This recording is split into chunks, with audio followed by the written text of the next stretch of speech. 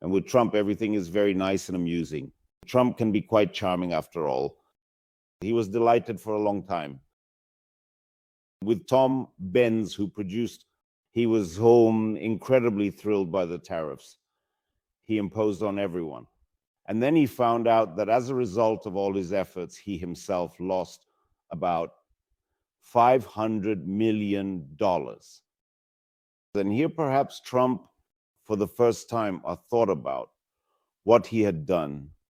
Because if he doubles and triples his efforts as he plans to, he is quite capable of squandering himself to the wind and at his memorial, and in general to work himself to such an extent that at his memorial, the beautiful Melania will be flaunting, not anymore, in a hat from Javits for $1,500, but will be crying under a Panama hat made from Harlem's recycled materials.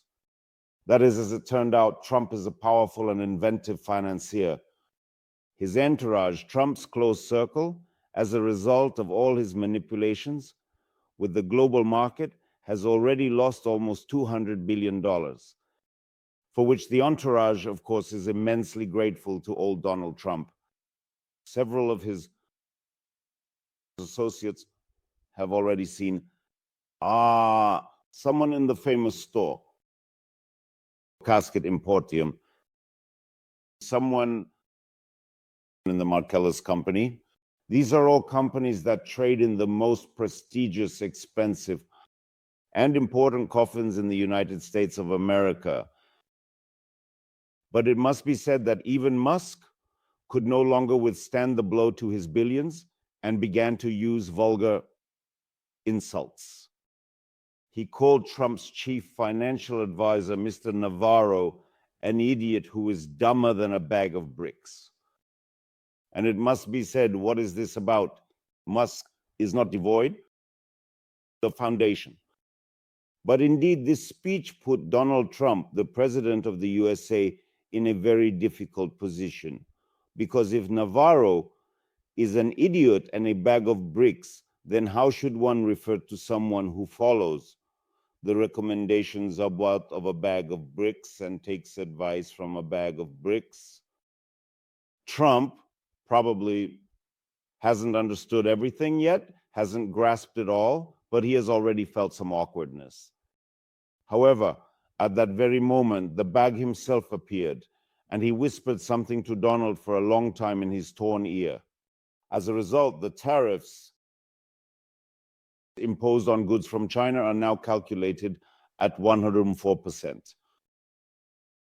When this was announced, economists around the world practically simultaneously swallowed their tongues, and they were speechless.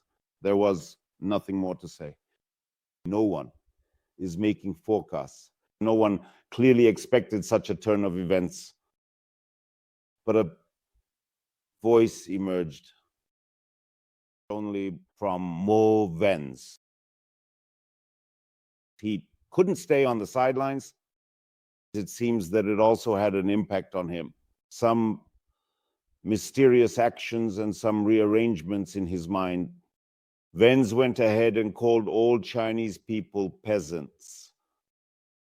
The Chinese Foreign Ministry immediately took offense and informed Vance that they did not expect to hear such ignorant and impolite words from a vice president towards an entire high-tech nation. In general, both here and there, everything is also moving correctly towards a lasting peace.